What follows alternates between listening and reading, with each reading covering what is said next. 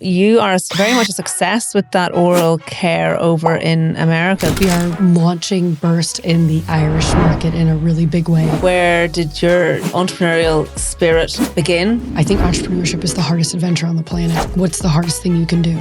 That's what I want to do. Did you find it difficult as a female? I think it's changed over time. Doesn't really happen to me anymore, but it doesn't mean I forgot that it happened to me. I think the one that I've probably experienced the most. I only now realise how businesses can fall apart when the founders don't agree on something. How do you deal with conflict in that space? I would say that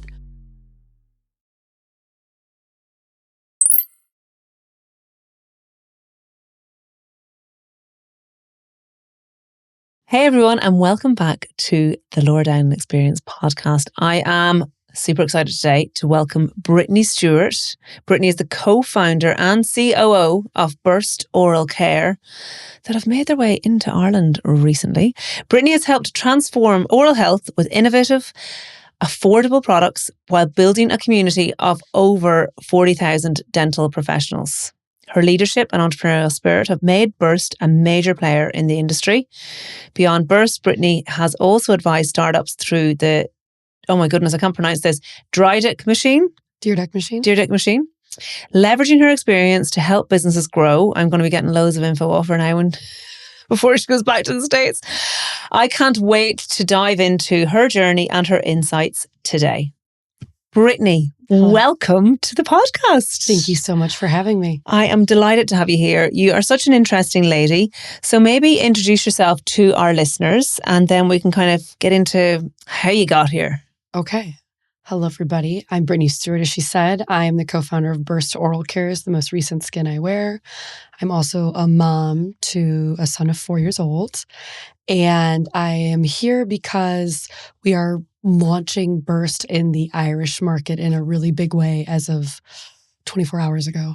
And you are part of a group of people that I have met through our team here who are doing really fun and exciting things in Ireland around products and entrepreneurship.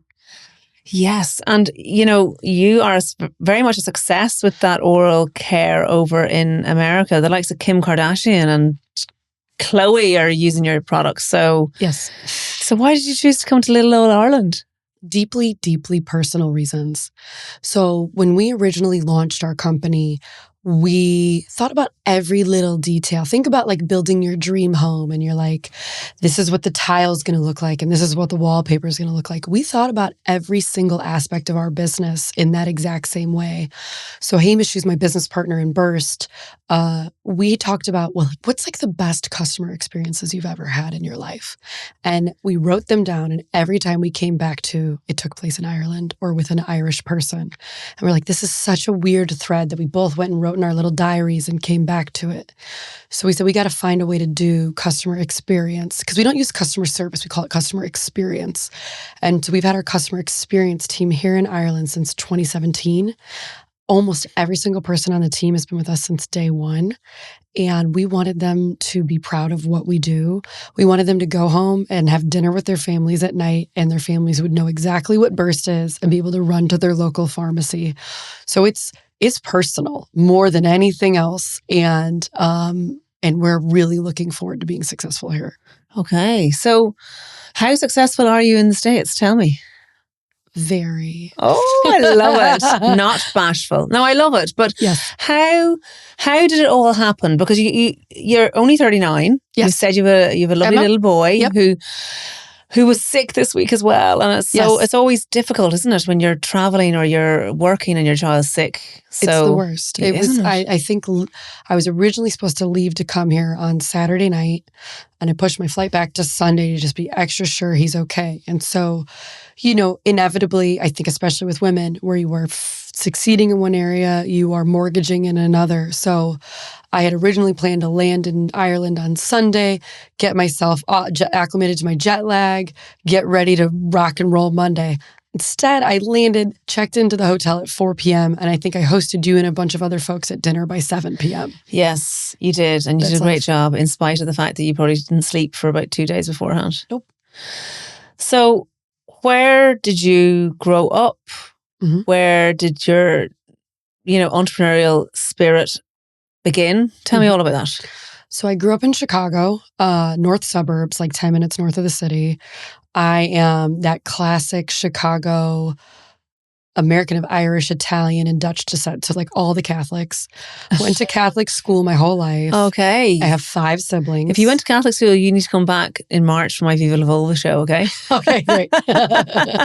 Like when Dairy Girls came out, I was like, it's this show. This is my life. And so I grew up in, I would say, your very typical middle America background in terms of my mom was a nurse. My dad is like a carpenter, like swings a hammer, but is really talented and has his own outfit doing it.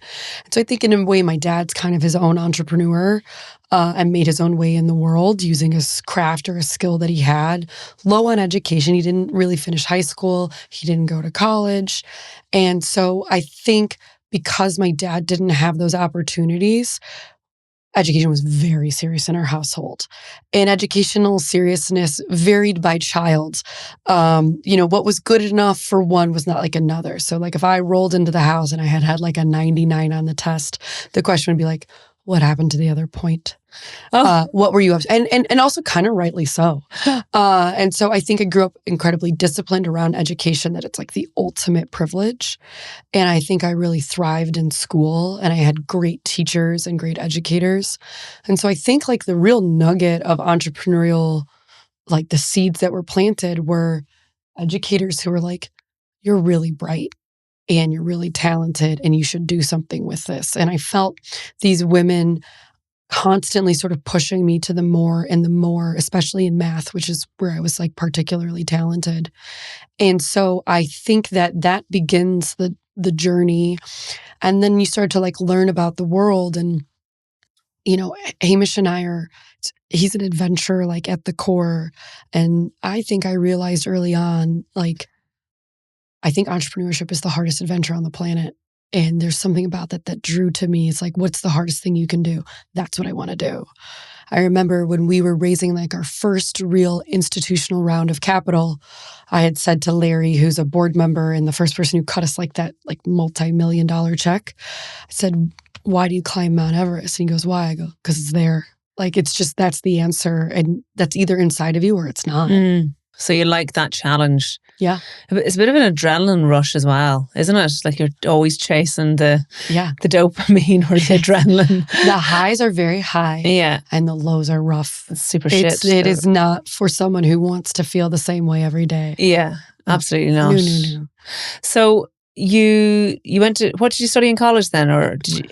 Okay, so I had like real university schizophrenia. So in the States, it's a little different. Like I think here you have to like declare what you're doing and you're kind of stuck with it a little bit. Yeah. So you do your leaving cert, which is your final exams in high school, say, at the age of 17 or 18, and you choose on your CAO form where you want to go. Now you can do a professional degree like pharmacy or medicine or something like that, or you can do a general science or general business. So there are options, but yeah, at 17 you decide and you go in that route. So I went to UCLA, which is like a very magical place. Like it's, you don't realize what it is until you leave. It's one of those sort of storied places that people all over the world dream about being able to go to. And you're just kind of there and you kind of take it for granted. And so I had done so many sort of advanced classes in high school that I had sort of like a whole year's credit of I could do whatever I wanted. So I started as a major in math. And then I changed my mind to economics. And then I majored in Italian for a little while. And then finally, they're like, you're going to have to make up your mind and finish your degree. But I think I was so jazzed to be there. Some of the most brilliant people on the planet. So like I officially graduated with a degree in history with a concentration in economics and in Italian. But I was like, that's just fairly broad. It was, but it's an incredible place. And there's a lot of opportunity there. And I just loved going to classes, and you can register for stuff and they let me do it. And then finally, like towards the end of my junior year, they're like, you have to kind of declare and finish the job. And so I sort of just looked at it and I was like, I'm most interested in kind of finishing this history side of things because I feel like I've studied everything on the math side that I can. And I don't want to be a mathematician. And so That's what I did. Have you paid off your debt yet for your student loan? Like, you know, the way they talk about how expensive education is over in the States. So that is a serious block, isn't it? It is real. It's very real. And I think I had two advantages. One, I went to UCLA because they offered me an extraordinary amount of scholarship dollars. Again, going back to having 5 siblings, my older brother and my younger sister were in college at the same time as me. So they had offered me quite a sizable scholarship to sort of offset that. And then I have been with my husband since I was 20. And he was like, you need to pay these off and you need to do whatever it takes. And so like we lived together from a very young age. And he's like, you need to take I didn't have a car. He would drive me to work. So instead of having a car payment, I paid my student loans. And so I was very disciplined about paying them off as fast as I could. But I would not have been able to do that without the support of Brandon, who's not my husband. So you left college or university, and then did you set up your first business? Because you have had Have you had a number of businesses or? Yeah, sure. Yes. Okay. So in college, I worked part-time as a nanny, and it's a great job, especially for someone who's had 5 siblings. And were they all younger than you? I'm 4th of 6. Okay. And so I worked for a family in Beverly Hills who were, the dad was an entrepreneur, and they were just like a lovely, incredible people. And talk about that sort of first taste of entrepreneurship. He was like, what are you going to do with your life? Like, he's like, you're smart. That's not enough. Like, he was really tough on me in ways that no one had ever talked to me like this before. But he was like, he was a bad mofo. You know what I mean? Yeah, He was good at what he did, and he was the best at it, and he was very successful. And David's like, you can come work for me for a year to learn about what it takes to be an entrepreneur, but then you're on your own. I'm kicking you out of the nest. So I worked for him for a year. I never had a job title. It was almost like I was like this person who followed him around and like wrote things down. Can you tell me what his business was? So he did commissioned private residences. So like if you're the kind of person who's going to build a house that costs $200 million like Beyonce, he would be there's 3 firms in the world who can build houses like that, and he's one of them. Okay. And he started that business himself when he was a 20-year-old. Okay. And so how the hell do you get a job as a nanny for someone like that? That's what the listeners want to know. I think it's my face. Like, I think I just have one of those faces that you would leave your kid with. You actually do. Now that you say it, you have a very trustworthy face, trusting looking face. Right. So like, if you think about it, you've got 4 small children under the age of 6, and I walk in, I'm like, 4's nothing. I'm one of 6. Okay. They're like, stay. You have the job. Yeah. And then you just go down on your knees and you just crawl around with them and make dens with them and do whatever, like act the kid with them, yeah? Totally. Yeah, totally. I mean, the kids were amazing. They were brilliant. They were lovely. And they paid well. You know what I mean? Like, childcare pays well in Los Angeles. Okay. Because there's a shortage. Okay. And so like, you've got your bar money, you got your food money, you're good to go. And they were just like truly lovely, special people. And David was just one of those people who I think someone helped him on his entrepreneurial journey. He'll never be able to pay them back. And I think he was like looking for that pay it forward moment. So I did a year with them. And one of the things he would give me in this sort of following him around like a total dork, he'd like throw these random problems out at me. He would say something to me like, I'm thinking about opening an office in Chevy Chase, Maryland. Make the case yes or no. And put together a PowerPoint for me about why I should do that. And so what I didn't realize what I was like doing at the time was like essentially some sort of consulting where you're researching something, coming up with your thesis of why it is, and then like making the case and then making like a little financial model for it. And so I realized that was the part of working with David I really liked. And so I took a job in 2008, like just before the sky fell in the financial crisis. And I worked at a consulting firm in Los Angeles. And so they did business planning, capital planning, problem solving for whether it was business plans for startups, assignments for really established companies. And I had sort of like a cubicle mate, this guy, Ryan, I got on with very, very well. Cubicle mate. Like, there's I no love other way to it. describe it. We're like 1 inch from each other. And we complemented each other really well. He was a brilliant writer. Like, he had gone to Dartmouth, majored in English, and like just he could do the writing part of everything really well. And I could do like the financial modeling part of everything really well. And so we started to go after clients together. Everyone else was sort of like operating on their own. It's all me and no one else. And I think this again begins this thread of like me realizing that whatever you're going to do in your life, it's better to do it with somebody else. And actually, there's people out there who can complement your strengths. So Ryan and I spent years doing some of the most exciting problem-solving work all over the world, and like a life experience as a 25, 26-year-old like you couldn't imagine having. And we complemented I'm very outgoing, I'm very chatty. If Ryan never said a word, it would be too soon. Yeah. And he loved that. And so we had a really great working dynamic. And so I did that for a number of years. They put me in charge of the entire consulting division, I think when I was 26. Because like nobody outbilled or outworked Ryan and I. And so they were like, whatever you're doing, let's do it with the rest of the division. And so they put us in charge of that. And that went really well for a while. And then I really started to feel the bug of like, I want to be part of something from the ground up. And just timing and fate. There was a consulting client. His name was David as well. And David was like a very successful truck parts entrepreneur. He owned the largest chain of heavy duty truck parts, brick and mortar stores on the West Coast. And he had sold that, and he had this dream of e-commerce. And he had found one other guy, this guy, Danny, to be the CTO.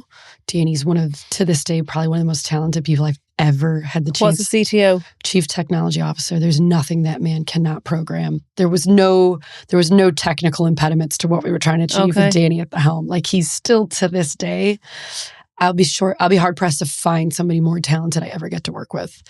And they came to me and they were like, you need to do this. Come aboard, do this with us, be the COO and CFO. Like, let's do it. And so I joined that team, I want to say 2013-ish. And it was a great experience as well. Helped grow that. David was really at the helm of it. He was, again, relationship. There was nobody in truck parts who didn't know who David was. He is one of the kindest, friendliest, charming people you'll ever meet. And we would go to like truck parts conventions in Las Vegas. Every single person in the room knew who he was. And I really paid attention to his relationship and relationship capital. Again, it's like there's wisdom and there's grit, but then there's also treating other people like they matter. People just go out of their way to try and find ways to do business with us or help us because of David. And I learned a lot from him about that. And so that was the last stop before.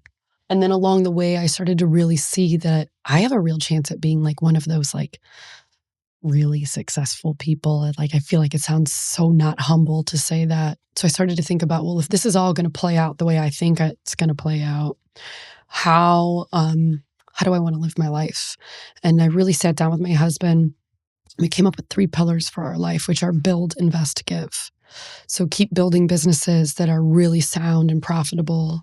Invest in other businesses that we think are great and should exist in the world. And if we're really good at those first 2 things, we'll have a lot to give from a charity perspective. So it's around this time that I get involved in this nonprofit called Thursday Nights, which is a 501c6 in the United States. It's a charity that raises money for other charities. So this guy, Jim, was like, the premise is let's bring together founders and funders of businesses. We'll get someone like a law firm or insurance firm to foot the bill for dinner. And we're going to make all the entrepreneurs give a donation to a cause that we've vetted out financially and structurally. So the Boys and Girls Club of Santa Monica, which is like an after-school program for children in Los Angeles, has probably been our number 1 cause. So if you as an entrepreneur's company, you're having to make a donation and it 100% goes to that cause. So we've raised millions of dollars for that club through these dinners. And then what we did along the way was we built this community. And I had gotten involved thinking, if I want to have a family foundation one day or a charity, I should probably like know how these work. And so it was really kind of trying to educate myself like live. And I that's an important point because it's actually through the charity work that I got introduced to Hamish, that the people involved who had been coming to our charity dinners all independently reached out to me, were like, I met this man, Hamish. I think you should be his business partner. Will you meet him? And like 3 or 4 of them differently had reached out to us. And so it's like, I feel like, I guess the wisdom I'm trying to convey is that you may not realize there's like a thread to your narrative in your life, but it's actually there. And so when I think about my narrative, it's like, I'm a pretty good operator, but I've been learning for a long time what makes a company run financially very soundly, which is making me a better investor, which is eventually going to make me a better philanthropist. So for me, like that vision for my life is so clear. And all of these things were playing out in ways that I couldn't have told the narrative as concisely at that moment in my time, but like that's what I was going for.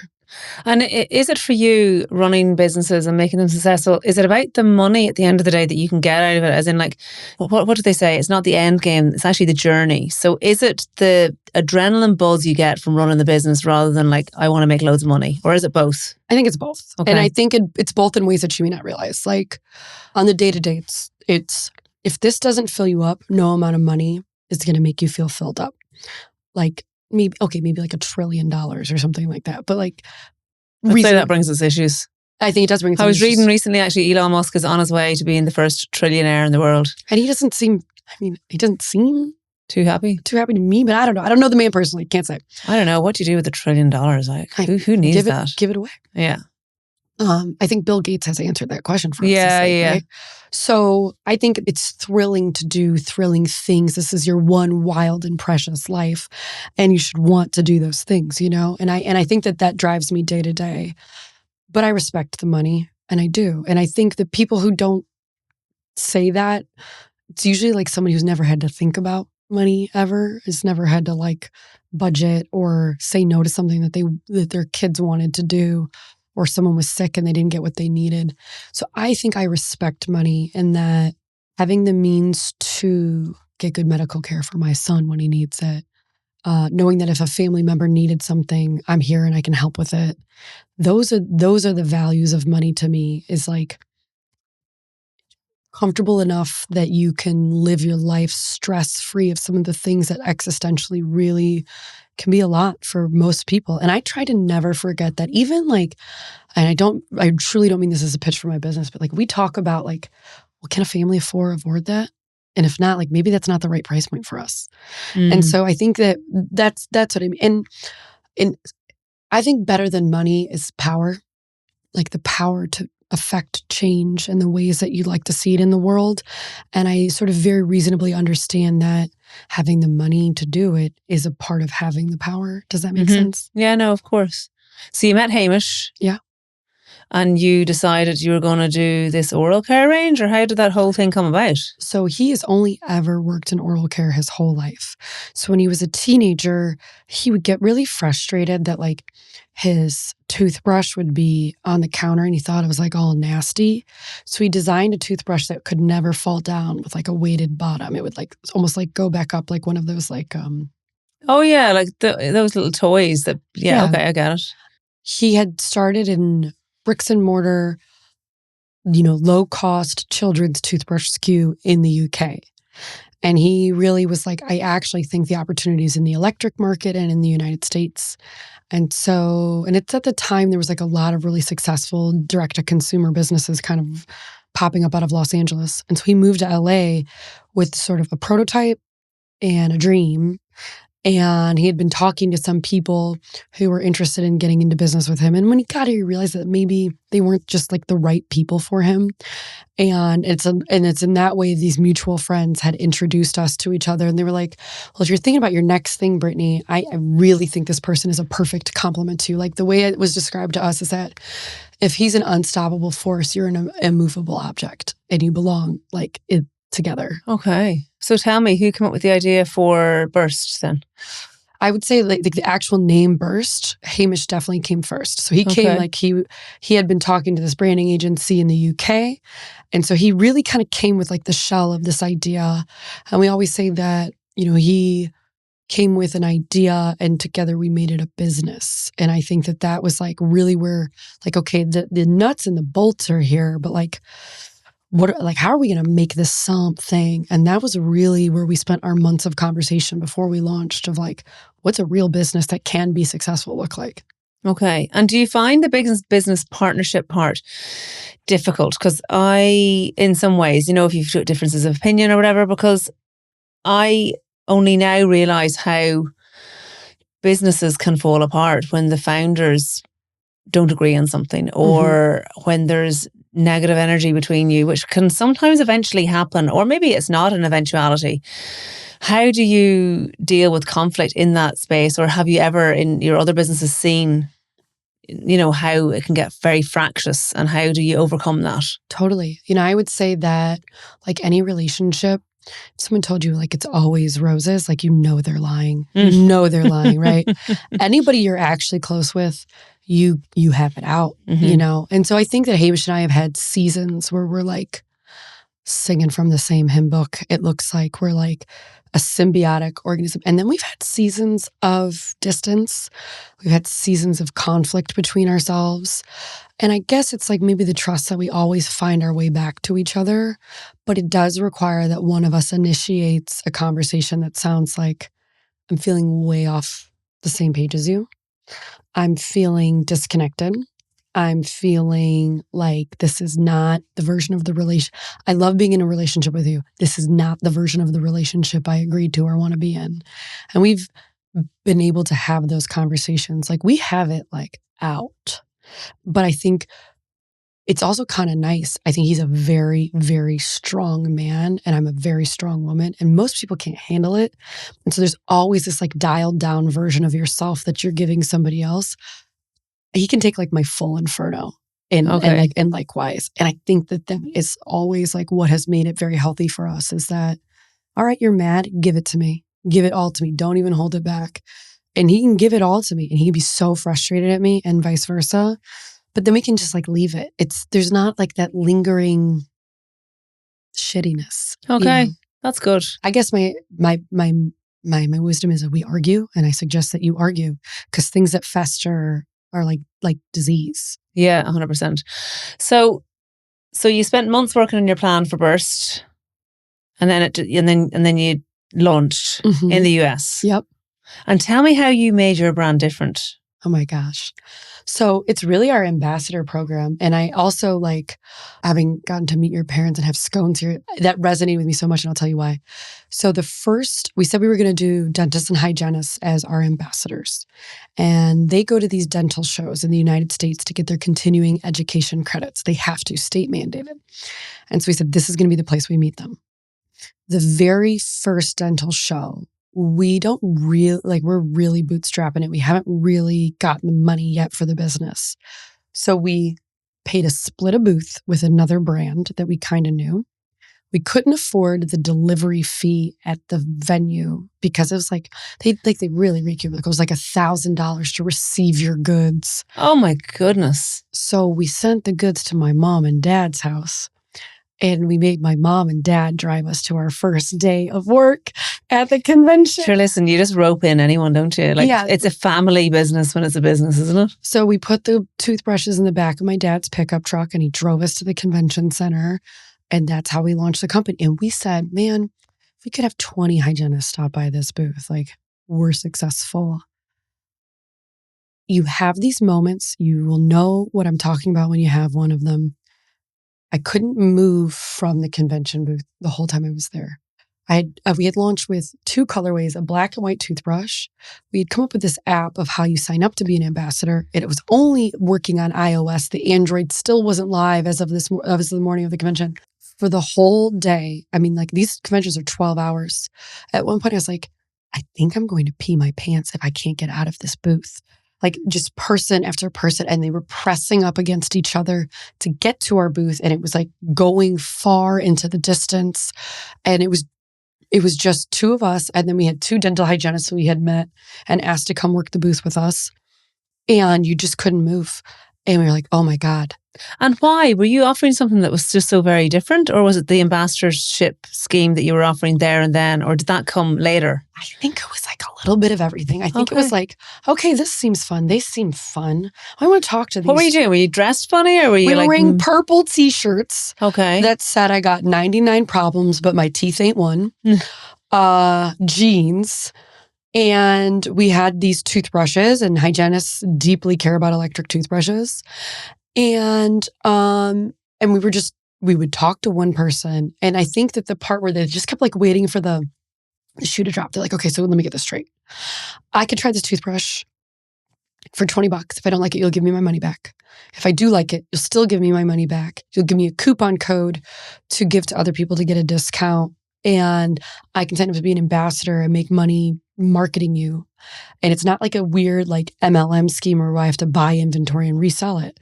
Like what's MLM? Multi-level marketing. It's sort of this weird... You and your like business acromonyms. We need to understand that people don't understand them. Okay, fair. I forgot. I'm very American. Sorry. So multi-level marketing is like a thing in the United States that in some instances is like really successful. And in other instances, it's very fraud and scammy. And basically they're businesses that tell women, you buy these goods from us for $5 and you can sell them for $10. But a lot of times what happens is that women just end up with a bunch of inventory they can't sell. Okay. So there's some bad things. There's some bad things. And there's some great brands too, like Rodan and Fields, which is a skincare brand in America. It's huge and it is it's direct selling and it's really great. But that's more of the exception than the rule. So they were just like, this is too good to be true. And then they also would go into the bathroom, brush their teeth with it and come back and be like, this is the best toothbrush I've ever used. So then they would tell a friend and the friend would come back. And it was just this weird, crazy word of mouth thing happening at the convention. And then for the rest of that year, every convention in America we went to was like that, but like times 10. It was, they were like waiting for us to come and talk about the burst thing. And it was really a wild, wild ride. It sounds crazy. And who came up with the idea of the ambassador ship? Again, I think there was like a conversation between the two of us, like over many, many months of like, what could we do differently? Okay, if we're going to involve hygienists, then like, how does that work exactly? How does that legal, like, I think it was just like pure collaboration. But if I can remember correctly, like the hygienist specifically is an idea. I want to say Hamish had it first, if I'm going to remember back correctly. Yeah, it's very interesting how you did it. And then in terms of are there legal aspects to that? Because obviously a hygienist is a healthcare professional. So they don't want to be recommending something they don't believe in. So obviously they believe in it. But is there some red tape you need to jump through to be allowed to pay them to market your products? Or well, how does that work? Absolutely. So we're like fully compliant with any of the laws around that. So like going from the most stringent. So Medicare, Medicaid. If somebody is going to use Medicare or Medicaid dollars to buy something, because the Medicare will subsidize the purchase of preventative healthcare like toothpaste. So that's your insurance that's over there, yeah? Yeah, that's like your national healthcare scheme. So in our app, there's a button that says this person has Medicare, and you press it and you can't earn any of these, we call them crowns, because basically you earn crowns and crowns turn into dollars. And the reason that they're not straight dollar for dollar is that I have all these other channels now that I'm in, like Amazon and Walmart and CVS. I take a percentage of that and I multiply your crown dollars. So like, let's say you've earned 100 crowns from all of the stuff that you've done. I might pay you $150 because I'm going to take what's happening outside of your channel and bonus it out because I believe I'm successful at Walmart and CVS and Amazon because of all the work that you do. So it's worth more based on also what else is going on. So regardless, you cannot earn if that person's from Medicare, Medicaid. You press that button. And then there's like a signature that they have to do that says like, I'm compliant with the Sunshine Law. And when you say the channel that the person's, do you mean just, you don't mean the Instagram channel or the Facebook channel? You mean is like the sales channel. The sales channel. Okay, that's fine. So like there's no direct correlation between a hygienist or a sale at CVS. Yes, okay. But I want to give them some sort of credit for it. So I take 5% of everything I make at CVS and I put it in the ambassador pay pool so that they get little bonuses based on my success at CVS as well. Oh my goodness. Do you like have like a team of accountants figuring how much money you owe each ambassador? Sounds wild. We developed an app and it tracks everything. Okay. So like we have our own proprietary technology. And so it's just like Of course you do. Yeah. Of course you do, Brittany. Yeah. Wow. That's crazy. And Yeah. and is that ambassador scheme only over in the US? Would you try and bring it across the world at all, or? Maybe. I think that national healthcare in Europe is a little different, and we're very, very careful about being compliant.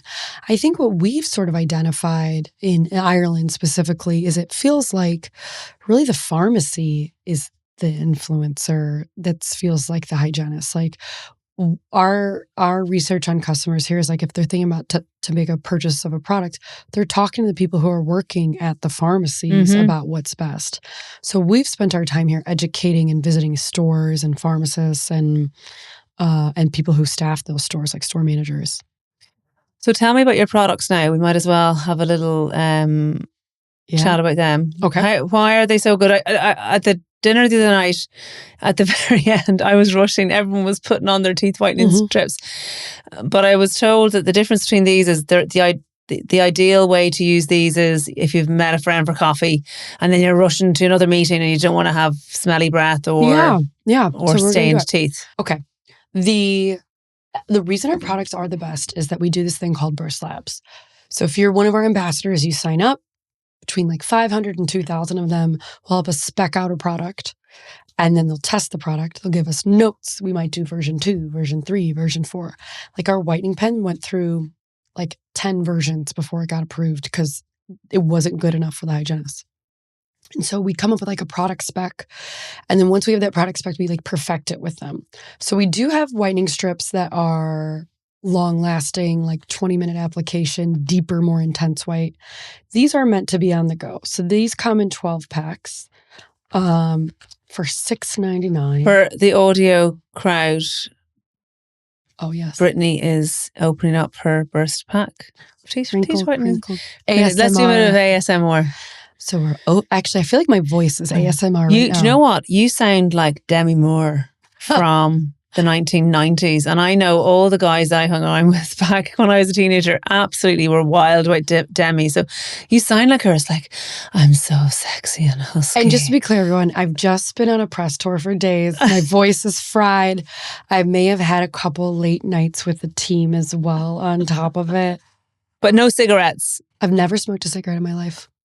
These are meant like, okay, you've just had a cup of coffee. You've just finished having wine with the girls. You've had some stinky cheese at lunch, whatever. So they're meant to be consumed on the go. It says, fancy a coffee because I like you a latte. I love that. Is there little messages on every one of them? Open for a near breath experience. Oh. That's my favorite. Okay, so these are meant to be on the go. And they have an active ingredient called zinc acetate. Zinc acetate is what's going to kill the bad breath bacteria. The flavor's mint, so that's what's going to make it taste nice. And then we have a whitening ingredient. The shortened version of that ingredient is called PAP. I am not going to attempt to... I'll go on for the crack. No. Okay. No. I'm going to get roasted.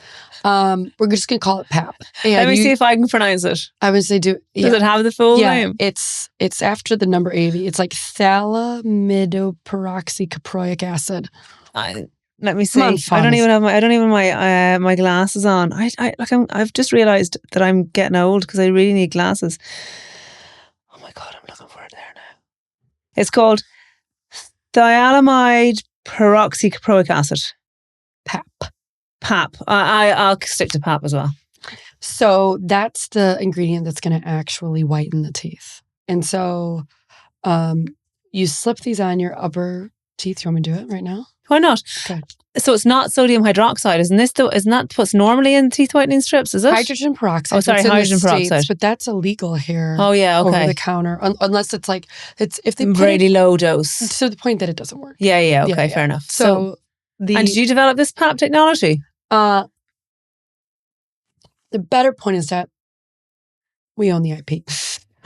Okay. You fuckers, you have it all sewn up. Mm-hmm. I love it. No, we have our partners in Scotland are wonderful. That's okay, so you just pop that on your teeth and it kind of melts onto them. Mm-hmm. And it gives you lovely fresh breath. Because I used one inside before I came in here because I had a lovely fresh breath.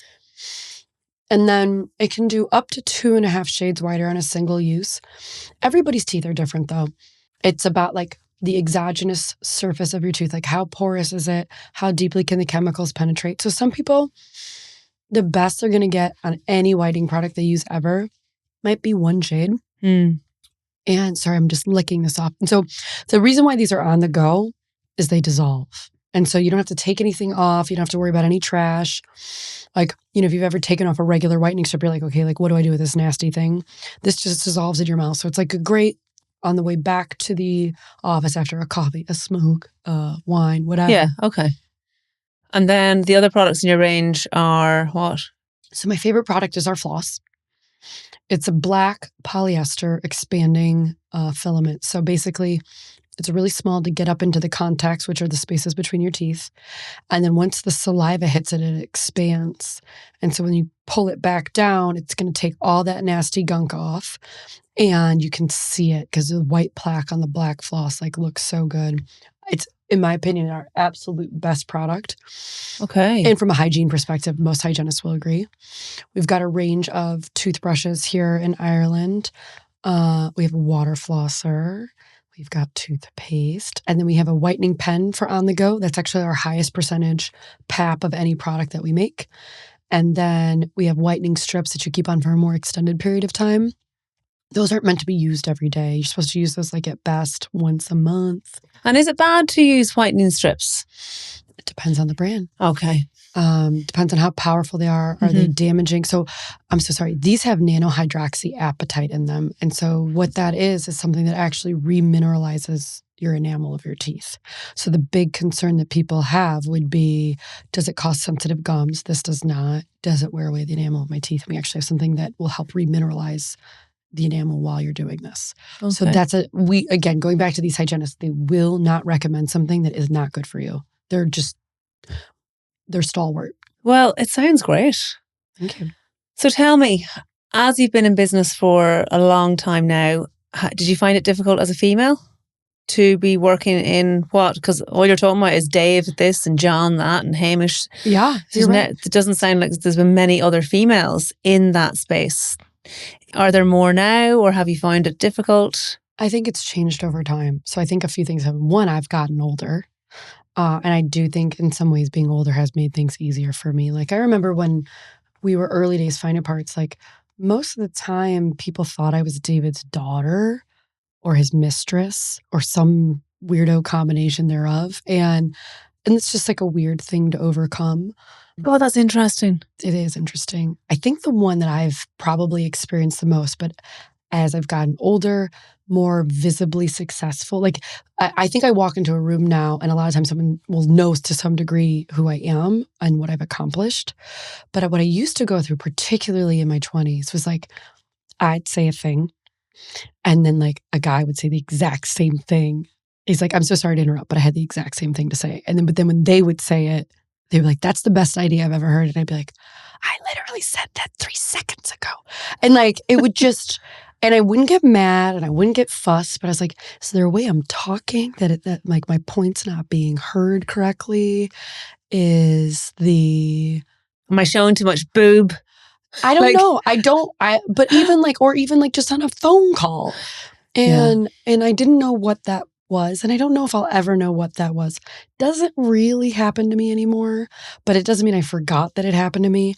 And all I can do is I like that. It doesn't happen to me, but it doesn't mean that I've forgotten. That's great. But, in the way that I try to not forget is I have 20-year-olds who work for me now, who are women. And I want to make sure that when they're in a meeting, their valid points are heard and attributed to them as appropriate for their career development. Because if you're going to be successful at the next thing, don't you need to get credit for the thing that you're doing today? So I'm very conscientious about another thing. It's I used to go to networking events and be the only female there for a country mile. And it's lonely, right? I think women, especially in group situations, struggle to be vulnerable first. I've seen it firsthand. And so another pledge I've made to myself is that if I go somewhere and there's other women there, I'm going to walk up, I'm going to introduce myself, I'm going to be vulnerable first because I should have the self-confidence for rejection. I could walk over there and they could be so rude to me, but whatever. I should be Their loss. I should be tough enough to handle it though. Yeah, of course. That's another sort of pledge I have to myself. I know what it's like to feel like the only person who's different in the room. And so I'm going to walk right up to that person and be like, I'm Brittany. It's great to meet you. And then usually there's other people in the room I'm friends with, and I'm pulling you into a place of acceptance. So that's another thing I'm super conscious about as well. Okay. And then when it came to raising money, did you find that difficult or easy? A little bit of both. In that the people we took money from, not an ounce. So for the listeners, my institutional rounds were led by Volition Capital out of Boston and Goldman Sachs out of New York. Not an ounce of issue pertaining to the female thing in the slightest. But they are the best at their game and they know what they're doing and like they're the cream of the crop. I think what was interesting along the way was the weird interactions we had with people who wanted to fund us, who their internal compass about females was way off. Like we had early on, we had met with a guy who for 40 minutes we listened to him talk about how he has to be successful so that his wife who likes to buy things can have stuff. And Hamish and I were like, just jaw drop across the table from him. Like, you're talking about your wife this way to strangers, first of all. And then second of all, what? Yeah. Like, it was just like, it was ick. And so we had a couple other ick moments that like, we just were like, these aren't people for us. So they just helped us realize that you're not the right people to invest in a female-led, female-supported company real quick. Yes, they test you. Like, it's, again, going back to like late 20s, early 30s, maybe the Find It Parts days, maybe the consulting days. People would like get their, like, did you ever see the movie Jurassic Park? Yeah. Like the velociraptors are testing with the electric fences on. Yeah. They'd test me once, and then they'd get zapped real fast. And they'd be like, yeah, this is not easy prey. So I'll move on. Okay. And do people assume yourself and Hamish are a couple? All the time. Yeah. Yeah. Yes. Or the other rumor is that we are Parent Trap style fraternal twins who one was raised in London and one was raised in America. Because you're finishing each other's sentences at this stage, are you? Yeah. And also, like, I guess we kind of look a little bit alike. But that went around for like a year. And we were like, it's not true. It's gas, isn't it? That's his mom. That's my mom. They both distinctly remember giving birth to us. And is your husband involved in the business then, or does he do his own thing? Adjacently. So it's very interesting. Hamish and my husband have a beautiful relationship of their own. Hamish is the godfather of my son. And so that's great for me as a female, that my husband has his own independent relationship with Hamish, which I think is like very lovely. My husband owns a 3PL and logistics company based out of Las Vegas, and I'm one of his clients with Burst. So he fulfills and distributes all of our goods, both direct to consumer and for retail. So he's got his own thing. He's good. But then we overlap. Oh, yeah, I can imagine. Mm-hmm. And you have a lovely little boy now. What's his name? Otto. Oh, well, it's a lovely name. And is he starting play school yet, or kindergarten? He's in preschool. He is in preschool. And how did you find that, having a baby then? Because obviously, how long ago did you start Burst? So we started in 2017. Okay. I think really the most fraught moment I can remember. So I got pregnant in January of 2020. The COVID sky fell in America on March 13th, 2020. I took our Series C investment from Goldman Sachs on March 20th, 2020. And between the 13th and the 20th, I called them and I said, I have something to tell you. He said, what? I go, I just want you to know I'm pregnant. And it didn't feel right to take your money without telling you so. It just felt like I would be, not that I don't know, it just felt like I should tell you. And I'm feeling really nervous because I don't have that check yet and I really want it. But it feels like I did not want that relationship to begin in a place of dishonesty. And I just want you to know. And Hillel, who's the partner at Goldman, who's on our board, was like, I am so thankful that you told me. He's like, I feel respected, I feel trusted, and I feel more than I did before, that you are the absolute right person I would want to invest in, that like you are someone I can trust. And it was like this real trust fall moment for me and a trust moment for him. But I can admit I was real like, I'm doing it. I'm going to tell him. as opposed to leaving it to the last minute and him thinking that, oh, she kept this from me. Or like, what if she is going to take this check and then like stop working forever? Or, some people choose to leave and that's totally cool. I think I just wanted to reassure him like what my plan was, and I didn't want him to be freaked out in a very freaky time where we didn't know what was going on in the world either. And did COVID affect your business positively or negatively then? Positively. Okay. People were sitting at home wanting white teeth. Hygienists were out of work and we supported them. So we doubled what we paid them and we gave them more opportunities to earn with us because their unemployment didn't kick in. The health laws shut down dental offices as the most high-risk places. And so these people were out of work for a period of time before they went back to work, and we supported them, and we felt this sort of inverse support from them, like, wow, you really stepped up for us. Wow. Yeah. And then, so you gave birth. Now, you went to the doctor and you thought that the doctor was going to give birth for you. Isn't that right? You were, they're like, what's your plan? You're like, what? I don't have a plan. What do you mean, what's my plan? Like, doesn't it just come out? I come in, you deliver baby. What more? Yeah. No, just these things about women's health that until you're going through them. California is very at the forefront, of course. And I delivered at Cedars, which is like the #1 hospital, West Coast in America. And so it's like all of these very progressive, good outcome things. So I didn't even know that these were things to talk about while I was pregnant, like what a birth plan was. But they educated me about. And he came out. And he came out and he was all right. And how soon after you had, so you had him obviously, and it was what months did you have? October 9th, 2020. Okay. And did you just keep working regardless, or did you take some time off, or did you just, it's hard to take time off, I assume. I took like a straight week off. Okay.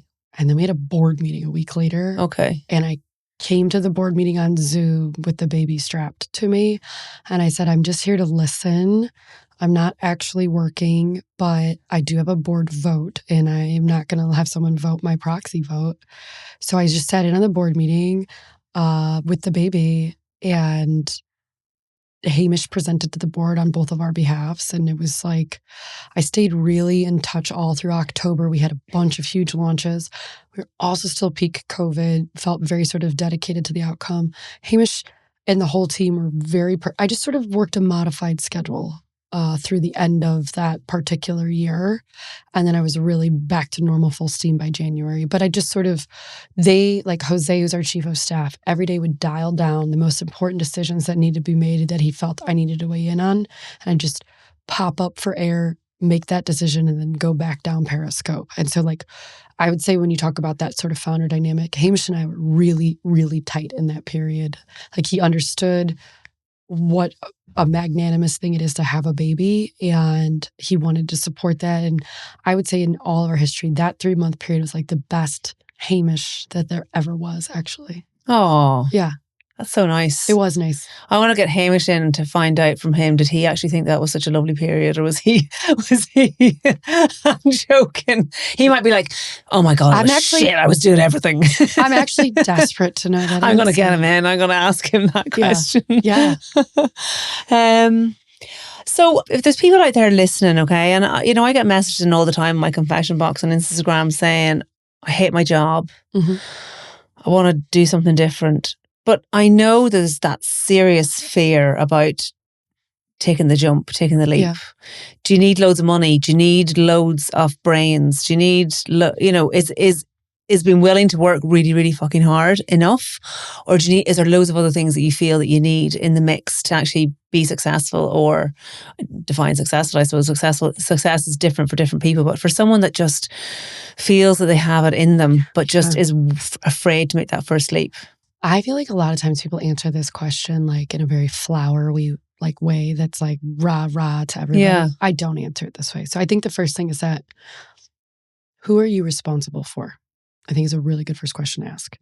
So if you are responsible for 5 young children, or if you're a 20-year-old with the responsibility of no one else but yourself, I think the answer to that question is a very different thing. And so if you are the person who's only accountable to themselves, your tolerance for risk, your tolerance for failure, much, much, much, much higher, right? So like if you're a young person at the beginning of your career and you try something, you fail, you can always start over. you've got 2 hands and 2 legs at work. You can always sling drinks at a bar, drive an Uber, whatever, right? Like there's always going to be the ability to go get some money to put food in your own mouth. So to those people, I say leap and like leap hard and go after it. Find out if this is what you want and find out fast so that you can move on either to the next thing, which is maybe you know, I have a friend who thought they wanted to be an entrepreneur and then they realized like, I am the dream number 2 person to an entrepreneur. She's like, I am like the Renfield to your Dracula and has made very successful life out of it. But she had to fail at an entrepreneurial thing first. To someone who might be later in their life and their career, I think it's about like, okay, there's some real things at stake here. So let's talk about if it works, if it fails. Do I have a spouse?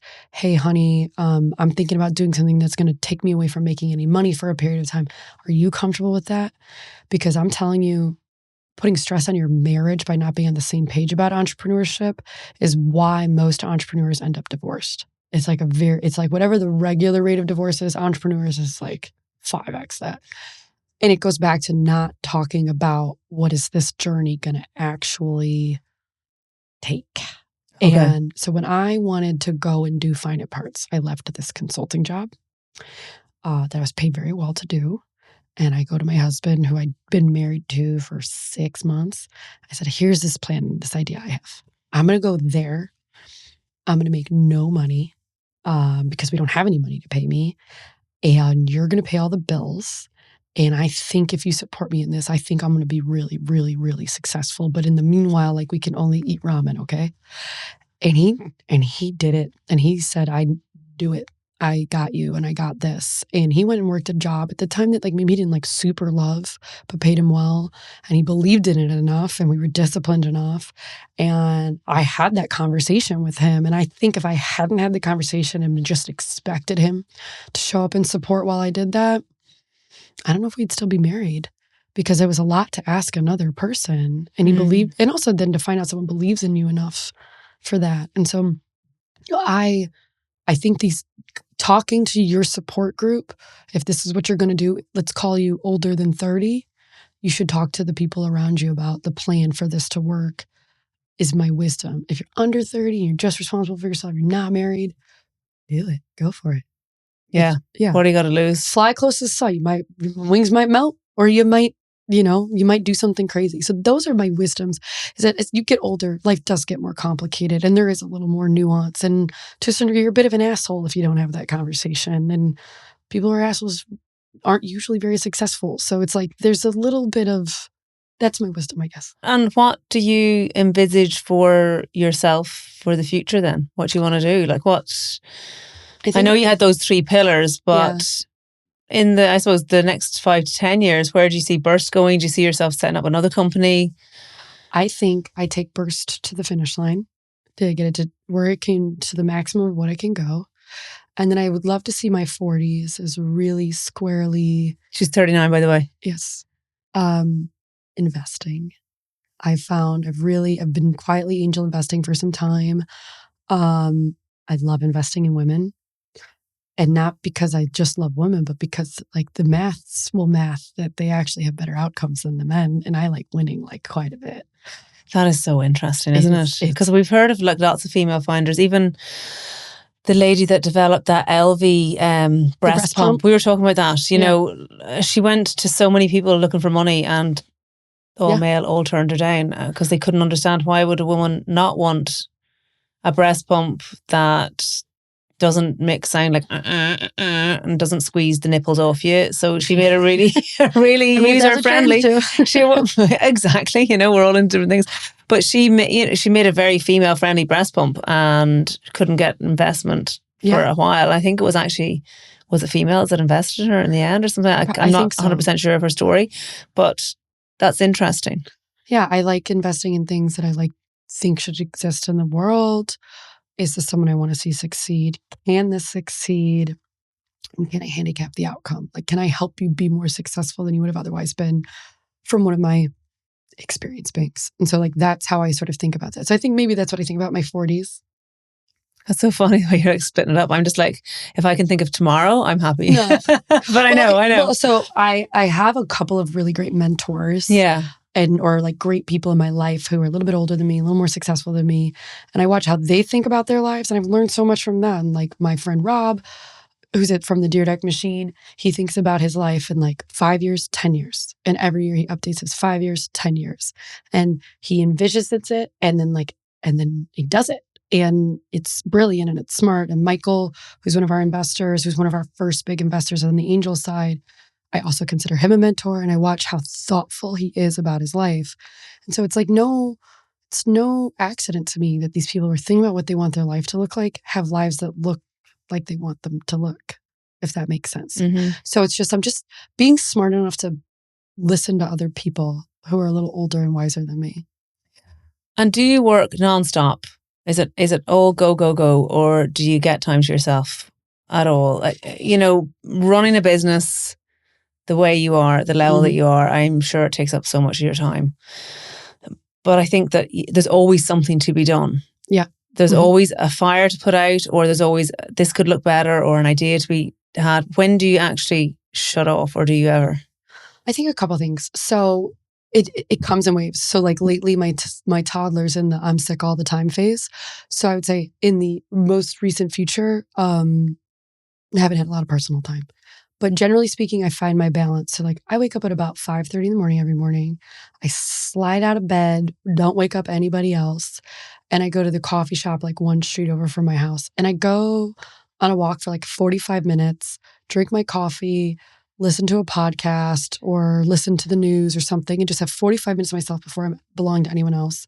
My son in that time gets out of bed and probably hops into bed, and him and my husband like wait for me to come back from my coffee walk and like say good morning.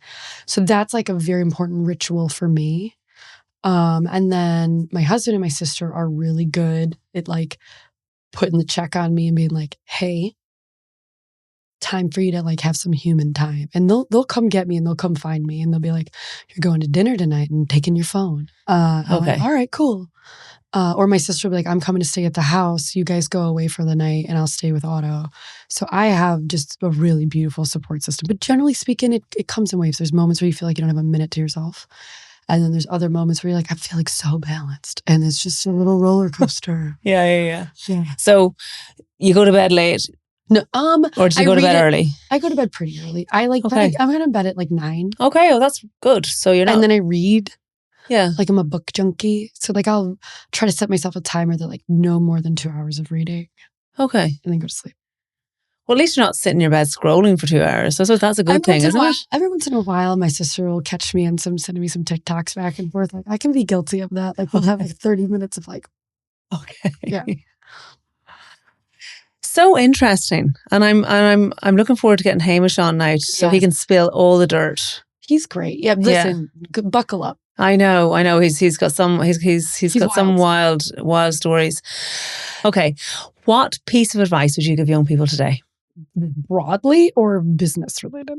Whatever piece of insight you would like to give, you can change it. You can make a broad statement, and then you can also say, and then for those in business. So it's totally up to you. I guess my broadly would just be get to know yourself. If you really kind of take the time to know who you are, no one can make you someone you're not. No one can get you to do something that you wouldn't otherwise do. And when you get to know yourself, like you're going to find yourself in positions and places, personally and professionally, that you want to be. And I think the other thing that happens when you get to know yourself, you get to like yourself. And I think it's really important. Yes, absolutely. Especially very young people. I feel like there is this self-confidence crisis going on with young people today. And do you think it's more so than it was when we were kids? 100%. Do you think social media feeds into that though? Yeah. My son, get social media over my dead body is wow. Yeah. Yeah, but wait till you hear the fight on your hands when that happens. I just told you I'm the immovable object. Okay, fair enough. You know what? I had that. He's gonna listen to this later. I know. And then he's gonna be like, yes. He'd be laughing his head off. No, I had that dilemma as well, as in the whole phone dilemma and device dilemma. But then it's literally like it's the only way they communicate with their friends. I feel like my sister, her oldest daughter is 14. I watched how she has handled this, and I think it's been really beautiful in terms of like how she's allowed to access social media, what are the rules, what are the privileges. So I do have like some people that, like my sister and her 3 kids, I think are going to be a really good thing for me to watch how she's handled it, which is she's given them trust and privilege, but like also rules and restrictions. So I think she's done it pretty well. Yeah. Okay. Fair enough. Do you want to give people your advice for business at all, or? Sure. To a certain degree, no one else's opinion matters. Going back to the LV breast pump, going back to last night at dinner, we were talking about Raising Cane's. Have you heard of this business? No, tell me. It's a chicken fingers business. Okay. And this guy, I think I'm going to get the broad strokes of the story right. He made a business plan for a business that only sold chicken fingers. When you say chicken fingers, you mean like little goujons? They're not actually chicken nuggets. Yeah. Like McDonald's. Okay. Okay. He got failed in his business class.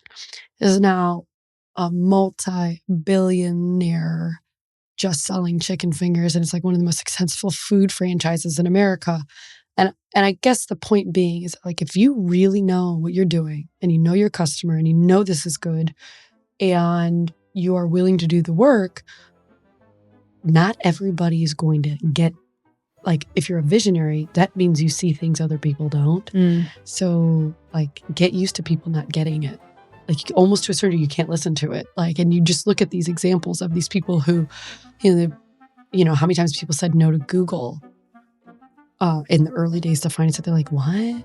And then 100 people said no. And all of those people would be like oligarchs now if they had said yes. So you can hear these stories over and over again of people who've said no.